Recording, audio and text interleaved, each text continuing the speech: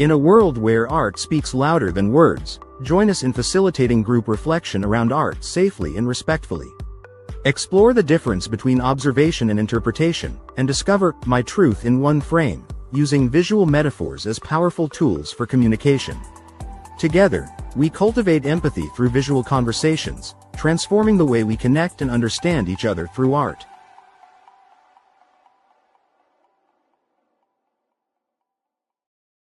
Discover the power of visual metaphors in communication, where images become the bridge to convey intricate concepts clearly and effectively.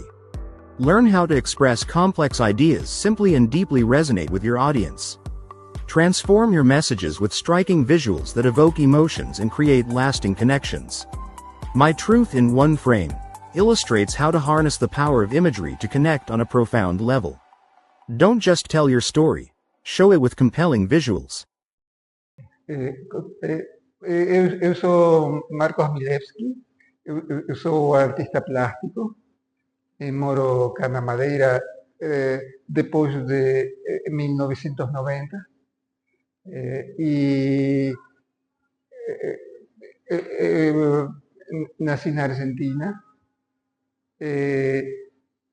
onde morei até os 25 anos, depois morei alguns anos na França e depois vim morar em Portugal. Eu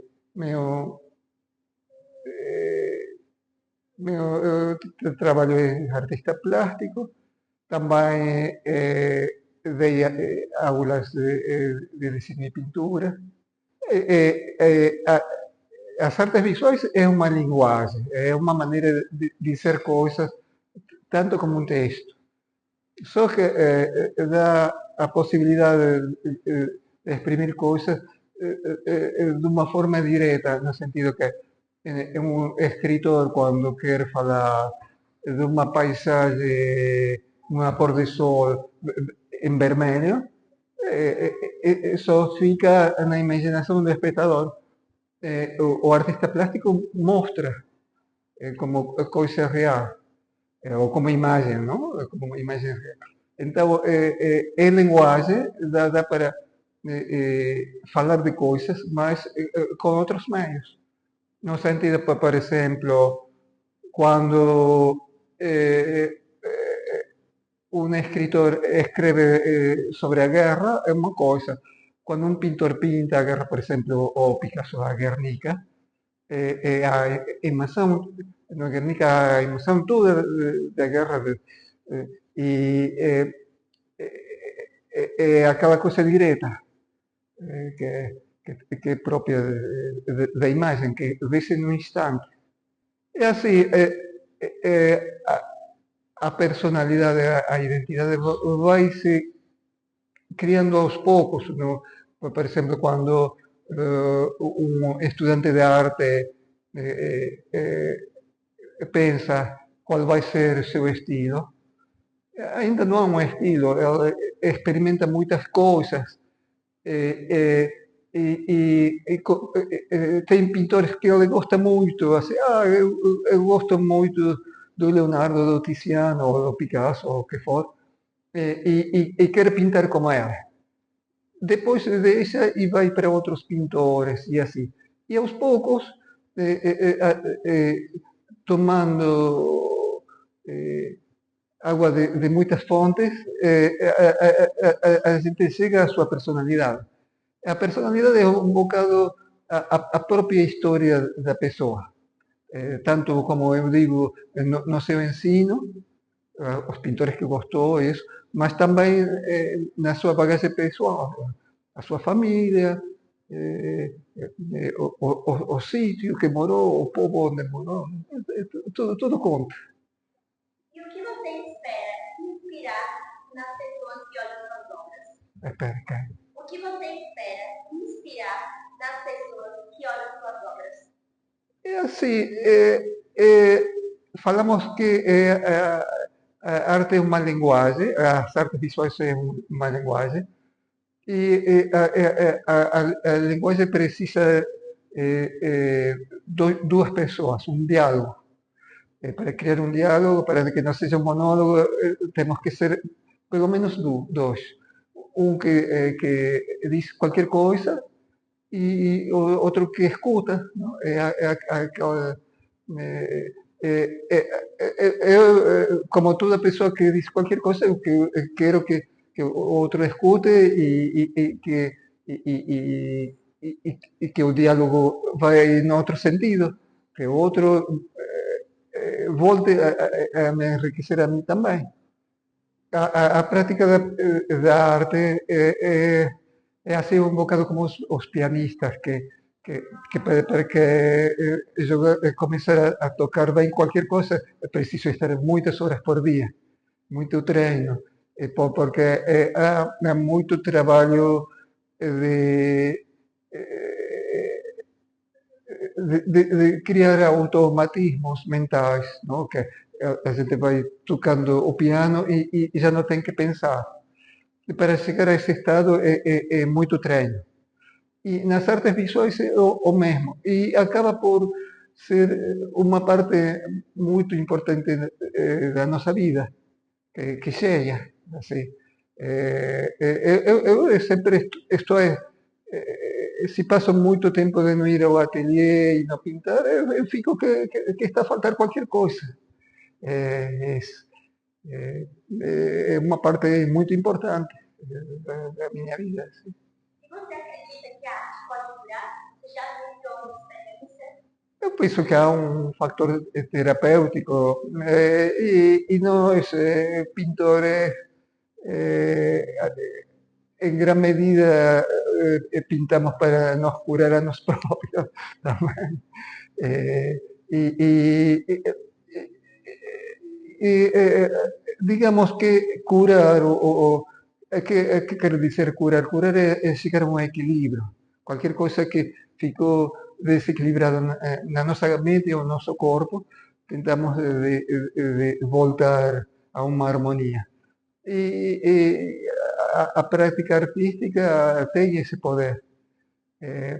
Há pessoas que eu via isso nas minhas aulas de pintura, que as pessoas vinham e diziam, aqui eu sinto certa paz, uma tranquilidade, e via-se que as pessoas ficavam melhores. É assim, se eu me encontro com uma pessoa que tem vocação, que quer seguir o caminho das artes, ir aos poucos, não ficar com muita pressa. Ir desde o início primeiro, fazer o que fazem os pianistas, começar a tocar as escalas, a ler as partituras, ter as grandes ferramentas. Porque si no vamos a luta sin armas, no va a funcionar. Tenemos que ter nuestras armas.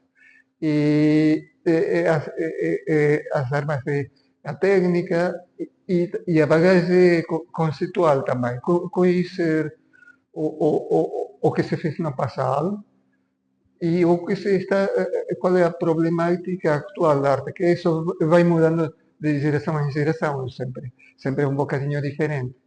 E não pensar que a arte, a problemática do artista de agora vai ser a mesma que há 50 anos, ou outra, não, cada vez vai mudando. Mas ao mesmo tempo, não esquecer o passado, porque elas têm muito para nos ensinar. Porque há muito aquele desejo de dizer, eu sou do século XXI, eu já não preciso desenhar, já não preciso saber misturar as cores. Não é verdade. Continua a ser grandes ferramentas. Mesmo as pessoas que querem fazer tudo em Photoshop, assim, encontrar, tem que saber como bater as luzes nos objetos, ter um sentido de proporção de estrutura das figuras, aquela parte técnica tem que ter na mesma. Pronto, é isso. E ter aquela paixão que eu falei dos pianistas, que é de estar todos os dias a tocar. O pintor debe estar todo el día con un lápiz a mano, un pincel, y si no te siéntese mal, le falta cualquier cosa. Sí, a exposición de memorias, y las memorias, esto a trabajar en la preparación de algunos cuadros. Y explorar así o concepto de memoria más de diferentes abordagens. Não quero adiantar muito, mas espero que gostem depois. E onde foi essas inspirações para você fazer seus quadros, suas obras de arte? Varia muito, varia muito. Há muito da própria memória, mas também do sítio onde moramos. Aos poucos a madeira foi entrando nos meus quadros, não? Porque estou cá, mas também está um bocado presente a Argentina e também a França, que morei algum tempo. Um bocado nós carregamos a nossa própria história, nossa memória.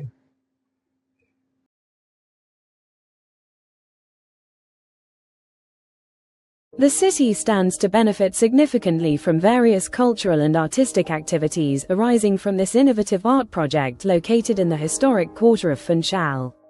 This project has successfully transformed an area in the northern part of the city into a permanent art gallery, effectively revitalizing spaces that had long been decaying and filled with abandoned buildings.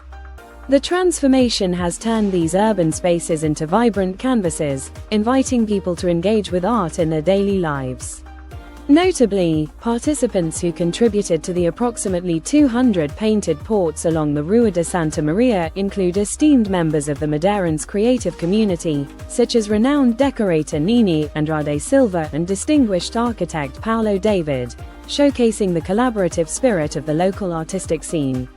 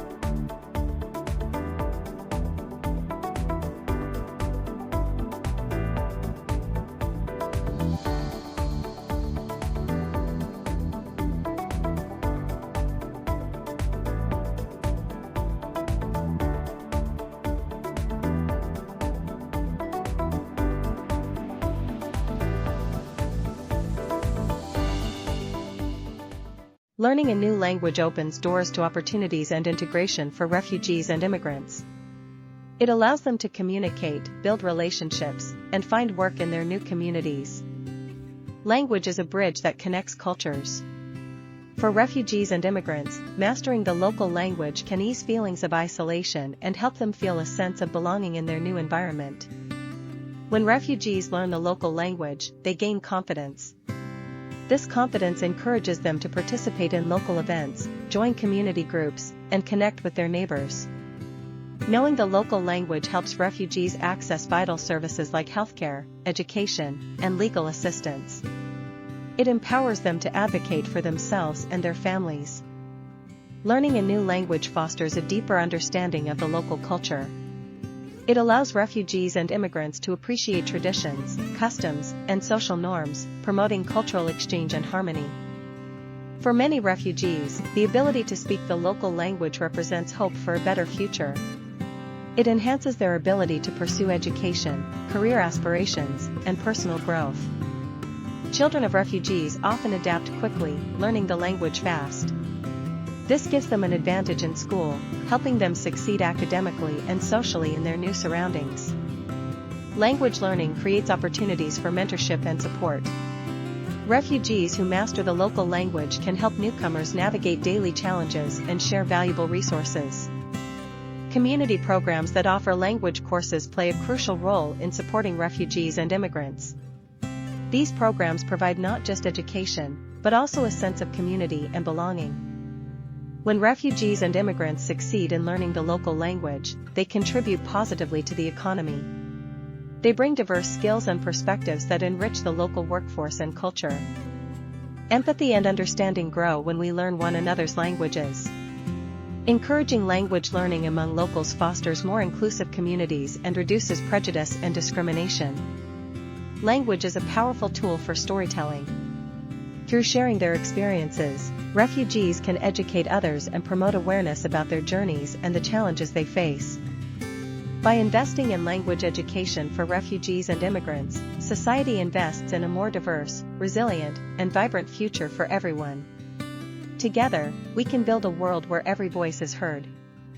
Ultimately, learning a new language is not just about words, it's about connection, hope, and the shared humanity that binds us all together.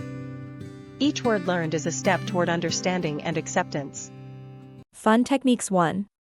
Shadowing. Repeat after a native speaker audio immediately. Great for pronunciation and rhythm. 2. Subtitles hack. First, watch with subtitles of the language you are learning. Second, watch without them.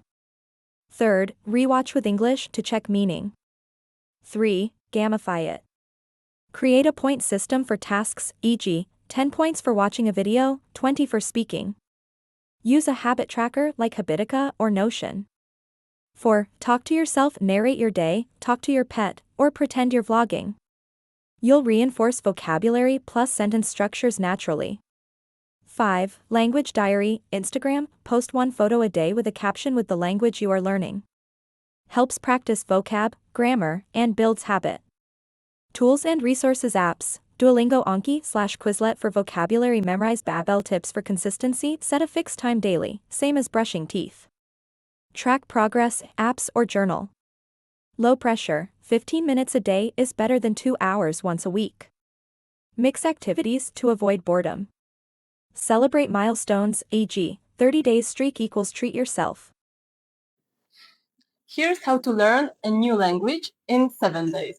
Day 1 is the grocery store challenge. So go to the local grocery store and pick 5 items you know in the target language. For example, you can pick bread, milk, eggs, apples, or bananas, and then write out the names of the items in the target language before you go there.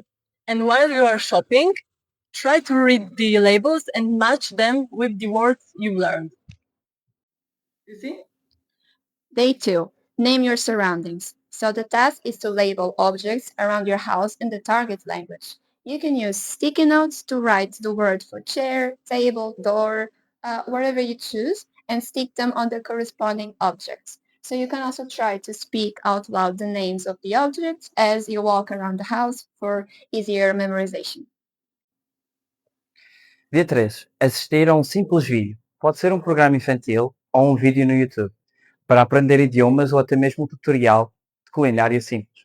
Concentrar-se em reconhecer palavras que você já aprendeu e tentar anotar uma palavra nova a cada dia. Dia 4. Escreva uma lista de compras. Escreva uma lista de compras em seu novo idioma. Por exemplo, quando você for ao supermercado, faça uma lista com pelo menos 10 itens. Isso vai te ajudar a praticar a sua pronúncia cada vez que você for falar novas frases, novas palavras em seu novo idioma. Ao escrever, você reforça o seu vocabulário e também você fica cada vez mais confiante. Day 5. Label your book. The task is to choose a book. Could be a children's book or a beginner level book in your target language. Find 5 words or phrases in the book that you don't know yet. Write them down and look up their meanings. Try reading the sentences out loud, focusing on your pronunciation. An extra tip is that books are great for learning words in context. You're seeing how words are used naturally. Don't worry if you don't understand the whole sentence. Just focus on the new vocabulary. Dia 6. Crie frases simples. Crie pelo menos 5 frases da sua vida cotidiana, do seu dia a dia. Isso vai te facilitar a aprimorar o seu vocabulário. Você pode criar frases, por exemplo, eu gosto de pizza, eu gosto de ir à praia, eu estou indo na loja. Frases simples vai te ajudar a você praticar o seu vocabulário e se sentir mais confortável com a estrutura das frases, por exemplo. Day 7. Have a conversation with yourself. So the task is to have a mini conversation with yourself in the target language, so the language that you are learning. You can ask yourself questions like, what's your name? How are you? Where are you from? And answer them in the target language. If you're feeling adventurous, you can try recording yourself and playing it back to check your pronunciation and so to learn from it. Art reflection and language learning, what's the connection? Facilitating respectful group reflection around art mirrors the key values and skills needed when learning a new language. Both are about communication, empathy, and cultural understanding. Here's how they connect. First, both foster empathy and cultural awareness. Art often reflects cultural identity, history, and emotion. Language is deeply tied to culture and worldview. Reflecting on art in a respectful group setting builds the same cultural sensitivity that helps language learners communicate beyond words, understanding tone, gesture, and context. Second, safe spaces encourage expression. When people feel safe in art reflection sessions, they share more openly, even if their ideas are not fully formed. Similarly, language learners need safe, low-pressure environments to try new vocabulary, make mistakes, and express themselves. Both settings rely on psychological safety to support confidence and growth. Third, communication goes beyond words. Art helps people express complex feelings without needing perfect words. Language learners can use art as a bridge, talking about what they see, feel, or think in a new language, even with limited vocabulary. Art becomes a powerful prompt for language practice, especially for emotional or abstract ideas.